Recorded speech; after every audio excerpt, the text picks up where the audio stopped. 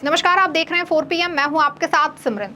लोकसभा चुनाव 2024 के नतीजे बीजेपी के लिए बहुत चौंकाने वाले साबित हुए हैं। बीजेपी को लोकसभा चुनाव 2024 में बहुत अधिक सीटों की उम्मीद थी, लेकिन बीजेपी के सभी समीकरण को मोदी के ध्रुवीकरण की राजनीति ने बिगाड़ दिया और बीजेपी इस लोकसभा चुनाव में महज 240 सीटों पर सिमट के रह गई।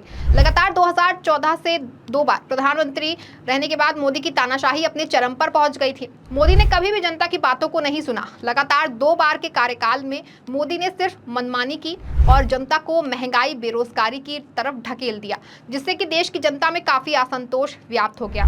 इसके चलते इस लोकसभा चुनाव में मोदी को बहुत बड़ा सबक दिखाते हुए जनता ने मुंह तोड़ जवाब दिया और बीजेपी को महज 240 सीटों पर समेट कर रख दिया, जिससे कि मोदी को बहुत बड़ा सबक मिला है। अब तीसरी बार शपथ लेने के बाद मोदी शायद जनता की बातों को सुनने का काम करें और जनता के दुख दर्द को समझने का काम करें।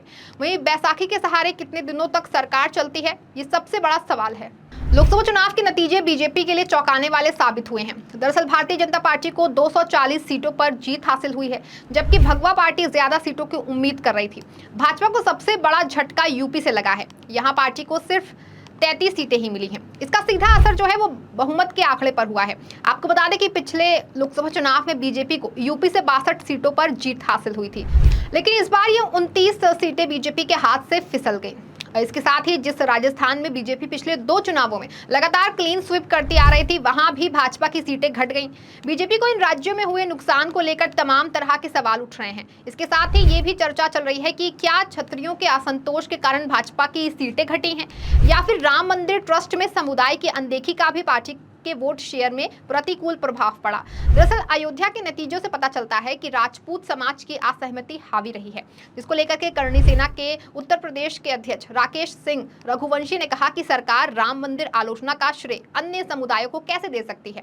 मंदिर के लिए सबसे ज्यादा लड़ाई लड़ने वाले क्षत्रियों को पूरी तरह से कैसे नजरअंदाज कर सकती है। राम मंदिर ट्रस्ट में समाज के नेता के लिए कोई जगह नहीं होने से समाज का पार्टी पर से भरोसा उठ गया। वहीं आगे रघुवंशी ने कहा कि महाराजा जयचंद्र गहरवार के लिए कि बिना किसी तथ्य के अपमानजनक टिप्पणी का इस्तेमाल करके समुदाय को गाली देना, राजा मान सिंह और अन्य राजपूत राजाओं पर अपमानजनक टिप्पणी करके पूरे समुदाय का मजाक उड़ाना और देश को आकार देने और मंदिरों के निर्माण और बचाने में क्षत्रियों के योगदान को बदनाम करना और कुछ राजाओं को राष्ट्रीय नायक के रूप में बढ़ावा देना भी समाज की असहमति का कारण बना। दरअसल क्षत्रिय समाज में भारतीय जनता पार्टी के खिलाफ असंतोष की वजह से इस लोकसभा चुनाव में पार्टी की स्थिति खराब हो गई। असंतोष की आग लंबे समय से सुलग रही थी और पिछले 2-3 सालों में कई विवादों के दौरान पार्टी के खिलाफ सोशल मीडिया ट्रेंड देखने को मिले। भाजपा के वरिष्ठ नेता पुरुषोत्तम रूपाला के विवादित बयान और क्षत्रिय इतिहास को तोड़ मरोड़ कर पेश करने के आरोपों, खास तौर पर मिहिर भोज विवाद, समुदाय के नेताओं को कम टिकट देना और अग्निपथ योजना जैसे कई अहम मुद्दों के चलते समुदाय ने देश भर में कई महापंचायतें की। भले ही रूपाला ने राजकोट से अपनी सीट जीत ली हो, लेकिन पार्टी को कांग्रेस के हाथों हार गई, जहां राजपूत उम्मीदवार गनीबेन ठाकुर ने जीत दर्ज की। वो राज्य में जीतने वाली पहली राजपूत उम्मीदवार हैं। आपको बता दें, बीजेपी ने राजस्थान में भी 11 सीटें गंवाई। यहाँ इस तरह के आंदोलन हो रहे थे। राजस्थान विश्वविद्यालय के पूर्व छात्र नेता लोकेंद्र सिंह किलानौत कहते हैं कि इतिहास विकृत करने के विरोध को गंभीरता से ना लेना, टिकट देने में पक्षपातपूर्ण रवैया, EWS छूट की अनदेखी करना और शुभकरण चौधरी जैसे नेताओं को टिकट देना, जो राजपूत विरोधी बयानों के लिए जाने जाते हैं, जो समाज द्वारा भाजपा को खुद को दूर करने के पीछे कुछ प्रमुख कारण हैं।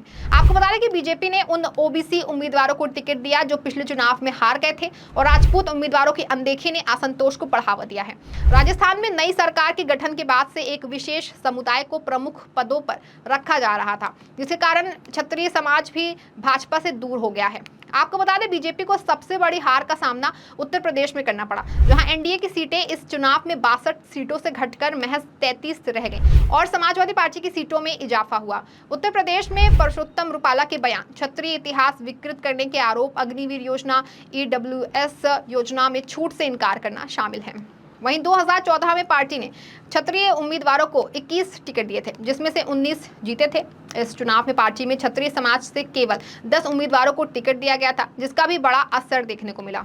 वहीं बीजेपी के खिलाफ रैलियां करने वाले किसान मजदूर संगठन के ठाकुर पूरन सिंह ने कहा कि पार्टी सोच सकती है कि नोएडा से महेश शर्मा और गाजियाबाद से अतुल गर्ग जैसे लोगों को टिकट देने से कोई असर नहीं पड़ेगा, क्योंकि शहरी मतदाता उन्हें चुनाव जिता देंगे। लेकिन ये दोनों क्षत्रिय बहुल सीटें हैं और मिहिर भोज विवाद के दौरान महेश शर्मा के पक्षपातपूर्ण कार्यों का समाज पर प्रभाव पड़ा है। उन्होंने लगभग सभी सीटों पर बीजेपी के खिलाफ मतदान किया है। उन्होंने कहा कि बीजेपी चुप रही या फिर सम्राट मिहिर भोज को गुर्जर, सम्राट पृथ्वीराज चौहान को गुर्जर, सम्राट अनंतपाल तोमर को जाट, या कभी गुर्जर राजा पोरस को जाट तो कभी अहीर, राणा पुंजा सोलंकी को भील, सुहेलदेव बैस को राजभर, आल्हा और उदल बनाफर राजपूत सेनापतियों को अहीर और कई अन्य को क्षत्रिय इतिहास में शामिल करके इतिहास को विकृत करने में मदद की। वे समाज से क्या उम्मीद करते हैं? और उन्होंने कहा कि राजनाथ सिंह और योगी आदित्यनाथ के प्रयासों के बावजूद समाज ने दूसरा रास्ता चुना है। मुजफ्फरनगर से संजीव बालियान की हार समाज को शांत करने के असफल प्रयासों में से एक परिणाम की तरह दिखती है। आपको बता दें, उत्तर भारत की सेना की फैक्ट्री कहे जाने वाले 6084 क्षेत्र के आदित्य राणा ने बीजेपी पर बड़ा बयान देते हुए बालियान पर जातिवादी होने का आरोप लगाया था और उन्हें ठाकुर चौबीसी क्षत्रिय समाज के 24 गांव से भगा दिया गया था और उनके काफिले पर हमला भी किया गया था। उनकी हार तय थी, क्योंकि बार बार शिकायत करने के बावजूद पार्टी ने उन्हें टिकट दिया। वहीं मेजर सेनानिवृत्त हिमांशु सोम ने कहा कि मुजफ्फरनगर नोएडा नहीं है जहां शहरी मतदाता समीकरण बदल सकते हैं। पार्टी को समाज की बात सुननी चाहिए थी और उन्होंने कहा कि अग्निवीर योजना और ईडब्ल्यूएस छूट पर चुप्पी ने भी समाज के बीच असंतोष को बढ़ावा दिया। मुख्य रूप से गांवों में क्षत्रिय युवा सेना के लिए तैयारी करते थे, लेकिन अग्निवीर योजना ने उनके सपने और सबसे पसंदीदा आजीविका विकल्प को छीन लिया। जो लोग चुने जा रहे हैं उनका भविष्य सुरक्षित नहीं है, इसलिए उम्मीदवारों की संख्या भी कम हो गई है। इसी के अलावा ईडब्ल्यूएस छूट में अनावश्यक रूप से जमीन को जोड़ दिए जाने से हाशिए पर पड़े किसान परिवारों के राजपूत युवाओं को केंद्र सरकार की नौकरियों में उचित अवसर नहीं मिल रहे हैं। बार बार अनुरोध के बावजूद सरकार दोनों मुद्दों पर चुप रही। वहीं लोकसभा चुनाव के परिणामों ने राजस्थान में बीजेपी को 14 सीटें ही मिल पाई। परिणाम के बाद चर्चाओं में कई कारण सामने आए। इसमें एक प्रमुख कारण राजस्थान में राजपूतों की नाराजगी पर भी सामने आया। इसी को लेकर श्री राष्ट्रीय राजपूत करणी सेना के दिवंगत राष्ट्रीय अध्यक्ष दिवंगत सुखदेव सिंह गोगामेड़ी की पत्नी संगठन की कार्यकारी अध्यक्ष शीला गोगामेड़ी उदयपुर पहुंची और उन्होंने मीडिया से बात करते हुए सुखदेव सिंह गोगामेड़ी की हत्या के मामले में उनकी पत्नी शीला गोगामेड़ी से बताया कि एनआईए की जांच चल रही है और 3-4 दिन पहले ही चार्जशीट पेश की गई है। हालांकि हमें पता चला है कि देश के बाहर बैठे अपराधी गोल्डी बराड और रोहित गोदारा इस मामले से जुड़े हैं। मांग है कि सरकार उन्हें लाए और फांसी चढ़ाए या रास्ते में ही इनकाउंटर कर दे। भारतीय जनता पार्टी बनाने वाले राजपूत हैं। शुरू से राजपूतों ने बीज बोया था जो अब पेड़ बन चुका है, जिसका अब अन्य लोग फल खा रहे हैं। इसी से राजपूतों को अलग कर दिया गया था। क्या राजपूत नाराज नहीं होंगे? अब टिकट वितरण का समय आया तो 25 में से सिर्फ 3 टिकट राजपूतों को ही मिले। आपको बता दें, उन्होंने कहा कि गुजरात में रूपाला ने क्षत्रियों को लेकर बयान दिया था। उस समय पूरा राजपूत समाज एक था, लेकिन राजपूतों की ना सुनकर बीजेपी ने एक व्यक्ति की सुनी।